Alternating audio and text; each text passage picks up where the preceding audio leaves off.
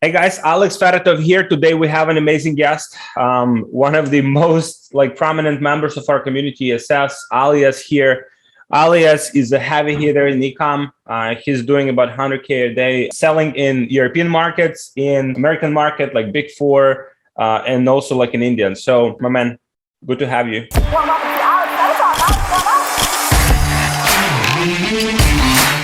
Thank you, man. It's the second time. Last time loads of things changed. I think it was 7 months ago.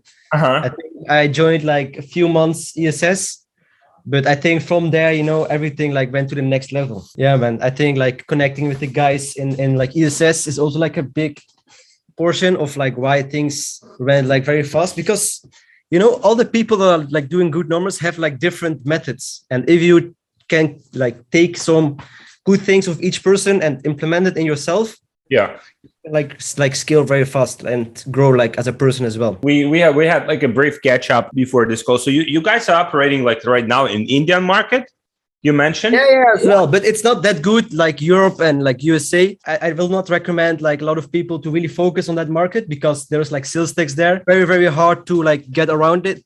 So you're just paying it, and it's pretty low margins. But I think if you can fix that as well, because India is very open market, nobody is really successful there yet doing crazy numbers because of the sales tax, I think, as well, and also the cash on delivery. It's a little bit more complicated than drop shipping in EU or USA or Big Four, with credit card, PayPal and stuff. It's pretty good right now. I think why things went very great is also about the teams, how you create teams. I think we hire right now a lot on attitude instead of what they did before and stuff, and also giving higher bonuses per team. So one team gets always a percentage of the profit, and that's why they push also more to getting higher ROASes and profits and stuff and these things. So I think that's also a big thing, what I've learned also from the very big elite of drop shipping, that they just create a simple system you can scale very fast and just duplicate it all the time. So I think you guys do it as well. You have a lead media buyer, right? Yeah. And you get let's just say 20 or 30% of the profits. Because I was always thinking, why would you give such a high percentage to people? But right now, because the system is so easy to scale, duplicating all the time, and you have so many brains that work. Yeah. That's also I think I've seen that's such a a game changer. But also I've seen people like Vladislav, they were doing it already. Yeah. Before I even knew it, with his media buyer and stuff. He also went to I think the affiliate world with his media buyer. That's a big game changer, that you have people like you that can even elevate yourself as well. Let's just say you have 30 teams. Right now, I think we have 40. Each specific team has his own brain and his own thought and his own methods, what worked for him in the past. And because you have this by team, you mean a team member or team or several people? Yeah, a team with several people.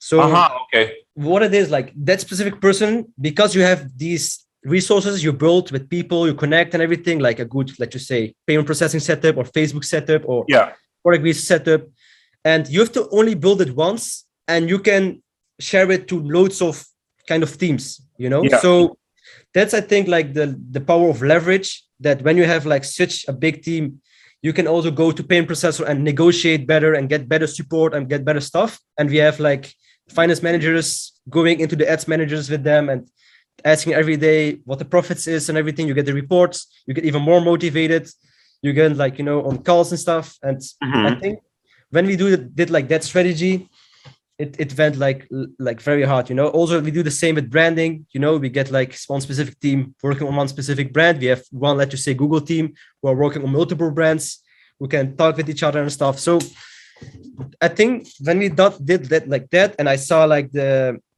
specific interviews with Steve Dunn, these very, very big, e-commerce players.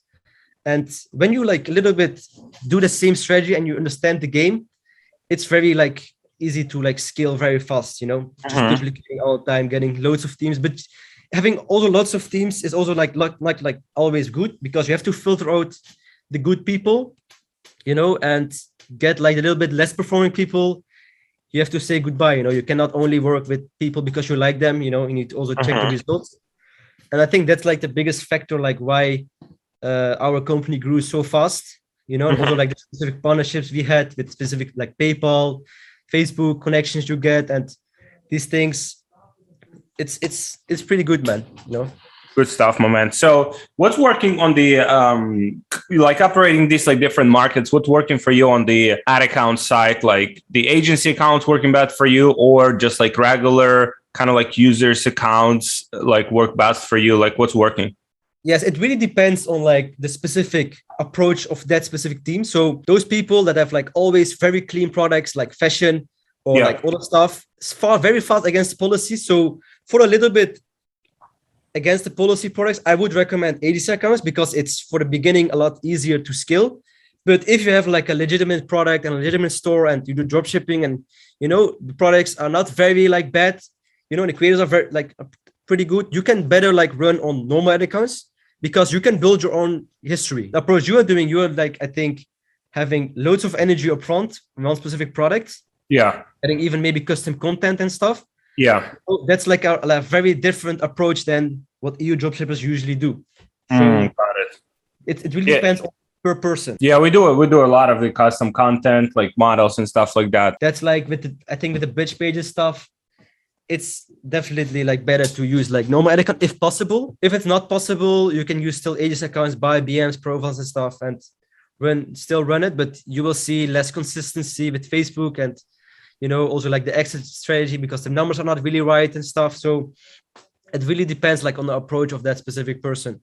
But I think if you're able to like run on normal ad accounts, you can build a history, you can get credit lines, you can get even rebates, you can get your own credit card there, getting rebates on the credit card spend. It's so many times like better. Even having like an account manager, when things go down, you can get it back fast. So it depends like per person. Good stuff, man. So guys, Alyas offers like certain, we will not be talking about those services, but Alyas can help with certain things, kind of like to advise you and get, certain things back from Facebook and from PayPal. Yeah. If you guys want to connect with Alyas, just book a call with our team. We have amazing people in our community. Alyas, one of them, like tremendous guy. You moved to Dubai now? I didn't decide to go yet because like the goals we have, it's pretty like more related to getting like a real business in a few years. And I saw like... How old are you? I'm 20. Holy shit, man. Yeah. So having like an operation in Dubai and being resident there will maybe not benefit you being there, if you know what I mean. Like getting certain loans, or getting certain partnerships and stuff. So that's why I decided still to not go yet. Got it. Wow. It's just like a little bit, you have to pay a little bit extra taxes, but you have still the freedom to be where you want. And, money will come. So I didn't really... So being Dubai, like kind of like obligates you to something. I mean, you kind of like attached to something. Like what's a downside? Yeah. So it's not really like, it has loads of opportunities, like you can have 0% tax and everything, but I've seen like, especially like running this like agency, I've seen like my bank got like closed with 7 figures on it. And this was a very big, like a realization point that banking and this stuff, it's so important because I was like almost down, like the whole business was down because just one bank went down. Wow. So, did you get it back? Yeah, we got it recovered and stuff. We got some backups in place. But if I was like that time in Dubai, I would have been like down for, I think, almost 1 month, So that's like also like a very big realization point to money is like taxes is not everything if you cannot run your business, because I was just at like a down period that I couldn't make more money because the money on hold doesn't really like matter that much. The thing was like, you cannot run the stuff you did before and it moved like probably also damaged the stuff you had built for so long. So staying as resident in the Netherlands, I think has more benefit long-term for me than moving to Dubai and getting 0% taxes and these things. But, maybe like in a few months, it will change. You never know. But right now, I think that's like the best choice to do right now. I think that's such a important, like kind of like mindset that a lot of people should like pay attention to, that the business you're in is not necessarily the business that you'll be in like 5 years from now. You're doing e-commerce, you're doing drop shipping. You have these businesses that are, kind of like cash flow businesses, but like at the same time, long term, you're seeing bigger goals for yourself, like you said, fintech. Everyone who's, I'm talking, we have amazing people inside of the community. You see kind of like that, like the person sees that next step, right? Like, okay, so I'm building this business, it's fine, I'll get it to a certain level, it will be profitable, make some cash, maybe exit that business eventually. But then the next goal is even bigger. So the business you're in pretty much just as a preliminary step for you to get to the next level. It's not the end goal. It's not the end game. All these things together cannot like operate to like a certain level of value creation, like Wise does, or like PayPal does, or like these Klarna does, these big companies. Yeah. That's like a different goal and mindset you have to really provide something that loads of people will benefit from. That's like an option I would maybe go in the future after like you have made that bug, you have automated, you have like a good network and everything. And that's also, I don't want to limit myself from making mistakes right now because I maybe cannot think right because I'm a little younger, right? Yeah. Maybe I would regret it like in a few years because maybe it would damage the growth of the value creation or like value bringing to the world what I could bring in the first place. So that's why I like decided to do that. But maybe you never know, like in a few months, I will be somewhere else, You'll be in Dubai, you're like, oh, fuck this. You're still, you have still like so many years to go. You can make mistakes, you can make fuck ups and learn from it. So you're selling in European markets, different countries in Europe. And then you also sell in Big Four. What's the main difference for yourself that kind of like you experience with between these two markets? I think what I've seen the big difference between USA and Europe. USA, not really the competition is higher, but the thing is like your level of e-commerce knowledge has to be so much higher than doing in a local market very good, because in like USA, you have to be unprofitable usually in the front end, and in the back end, you will be profitable usually. But in the European market, it doesn't have to be always unprofitable front market. You can also be profitable in the front market, like TikTok USA was. It was the first time that you can actually bring like loads of profitable traffic to your store and being profitable at already like the dashboard of TikTok up front. So I think right now, if I would advise people to like start, was definitely using TikTok, because I've seen even in Europe, TikTok, even USA TikTok is like the big potential right now, because not a lot of people are doing good numbers there yet. And the advertising platforms are not very strict. So you can get winners very fast and scale it and get your first buck there, and then maybe switching later on Facebook. But I think also for TikTok, it's a little bit more very heavy on creative creation. So, but you can still get creators from left and right, and test things and do things. But I would say maybe try TikTok in Europe. That's like, I think right now, the best potential to be for dropshipping. And if you have mastered it and everything, and you have a good product, you can maybe expand later on, like on USA markets as well. Because USA is always, products die faster. You can scale harder, but it's always a little bit harder to make like a very good profit month in the first months of like being active. You can still watch the videos, you can still practice stuff, but the barrier of entry is always like higher in like Big Four. The biggest difference is like USA, you can scale a lot harder, like further, you can have more multiples of value on like an existing business. But in Europe, it's easier to start with, getting high ROASes, and in the end, a better like a first step to start with e-commerce. Good stuff, man. So in Europe, like which specific markets would you recommend? I would like say West and North, like European markets. Those are pretty good. Like Sweden? Sweden, it was very good like a few months ago, but right now, I think maybe a little bit like Dutch, Germany, Austria, Switzerland, UK. So Sweden is not as good anymore? No, I don't think it's as good as it was before. So dropshippers like abused it, right? Yeah, I think it went viral to like sell in Swedish market, but it's also like a small market cap, Germany is still like stable no matter what. Yeah, Germany it's always very good. But the thing is, like in Europe, you have to fix the payment processing. If you can fix the payment processing very well, you can fix the chargeback rates. You can do very high numbers there, like consistent and very good profits. But usually like the products you can scale very well are like fashion related and beauty related, right? But these have also like a little bit higher chargeback rates, return rates. You will get problems with PayPal and Klarna. So you have to get a balance in like how hard you want to scale and how hard your backend can handle it. People like in Germany, Netherlands, Sweden, they are like a lot faster to complain because they have like an Amazon that sells like range product in 2 days, 1 day, especially like the Netherlands. But you have still like debit cards in Netherlands that cannot do like loads of chargebacks.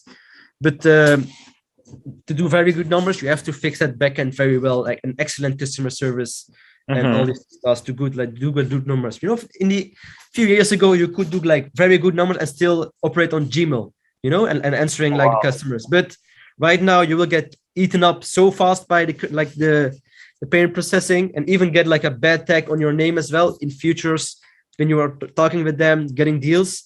So taking that very serious early on is a big benefit, like long term, because when you're doing very high numbers, you will eventually talk with Klarna directly. You know, you're not like in the merchant anymore doing live chat and stuff. You will talk with them directly, and if you are doing bad stuff, they will tell you, hey, if you don't stop it, we will stop our partnership and you get blacklisted, you know? If you're like blacklisted by Klarna, like, is there like a way back or no? Still, there are like lots of like payment facilitators like Molly and these others. They don't really have like the databases of other people. You can still get it on, do very good. Maybe you can try to get stuff done. But in the end, you need to have like direct partnerships with Klarna, PayPal, Visa, MasterCard, these other like local payments. I think there is always a way back if you have like a legitimate brand and you have good numbers on like other stuff and everything. So I think it's not the end of the world, but it will benefit you loads of more, like if you have like a good setup. Biggest asset you can have, it's not anymore Facebook, but it's payment processing, you know? So yeah, man, that's why I moved to the United States, you know? Yeah, you know, like United States, it's just credit card and PayPal. PayPal is usually like very hard, but they're not always that bad. I think Klarna is even worse right now than like PayPal, because Klarna, I think, made huge losses with Shopify payments, you know, fixed with people that run on German documents and stuff. So I think Klarna got mad a little bit at Shopify. So Shopify closing down rapidly a lot of stores. Even if you're not even using Shopify payments, the closing stores. Hey guys, people have been asking me how we scale to multiple 6 figures or even 7 figures per month without getting shut down on Facebook. And we have a very sophisticated solution for this that I want to share with you, but it's just like too valuable to give away for free. So if you guys want this solution, just book a call with one of my team members and we'll show you exactly what it is and how it works, and we'll see if that's a good fit for you and for your business. So just book a call with my team member. We'll share it with you so you can scale your business to multiple 6 figures or even 7 figures per month without getting shut down on Facebook, without having inconsistency, and with high profitability. So just book a call with my team and I'll see you there. Man, like what would be your advice? Like kind of like even like reflecting on your evolution, you know, not just in terms of like numbers and business, like revenue and stuff like that, but just like also like a personal like evolution, right? What would be your like main piece of advice for entrepreneurs? You know, when you get started to do something, usually you get like loads of fuck ups, but always have that goal why you started. I think like upfront. In the end, I think you have to like build something, provide a little bit value to the world that can last like 4 years. So having that mindset from the beginning already, building cash flow to build something big, you know, not getting stuck at like easy, quick profits. You know, I've seen so many people getting failed because they were used to that easy money, you know, like a few years ago, dropshipping was so easy. PayPal wouldn't hold you. Facebook wouldn't block you. They scaled crazy profits. You know, you get like $1 million on your bank. You get super lazy. You know, you get like, you go out and that stuff. And you're like basically throw that opportunity away you got because of you got already very comfortable early on. Having like a skill that works very good, brings you loads of profits, doesn't mean it can work for a longer time than like 5-6 years. Such a good point. You know, you have to have like build something that's providing value. Like you have this big community of all these people. The way I see it is like, this is only the starting point, you know. We'll have the software, our community will be like massive, you know, like 10 times bigger than it is now, you know. So you must be on some level like dissatisfied with where you are, you must be kind of like finding that another reason for you to like to push harder. Otherwise you will, yeah, as you said, you'll get stagnant, and then you get destroyed by other people, by competition, by market. Everything's changing all the time. Yeah, man, you have to be on top of the level to always keep on like on the game. Like e-commerce dropshipping is such a fast-paced business. It can destroy you mentally, or also like build your mental like so good early on in the game, like getting so many fuck ups or getting banned stuff and these things. People don't want you to grow. You get emails of bad customers, and that's actually very good for your mindset early on, that you can handle all those stress as like a beginning entrepreneur, then having like a very easy path to like good stuff. I'm doing good numbers, profits coming in, but when this is not working anymore, you should have like a certain thing, like down level of knowledge or value creation that can last for years. And building that value creation you can do like these big companies have, you can actually make a significant change to the world. You can have like actually make people lives even better. Like so many people that using Klarna or PayPal that are like satisfied with their service and using it more and more often, and the Klarna company grows further, and they can even bring new stuff. PayPal bring new stuff, and we think always these companies like Facebook and PayPal are like very bad because they ban us, but they actually bring so much value to the table. That's why they are like worth billions and trillions. So that's also like, I think if you have made the buck, if you have made good profits, try to get something that's actually driving you and bringing you like big fulfillment long term. And doing that also and seeing that succeeding, I think will give you like the biggest accomplishment you can do like as a person. My man, thank you so much for making this. Guys, if you want to connect with Alyas and other amazing people in our community, book a call with our team. My man, thank you so much for making this. I'm looking forward to our next call, like in a few months again, after another, evolution that you're going through. And yeah, my man, very excited to watch your journey, man. Thank you, man. Thank you for watching. I'll see you in the next video.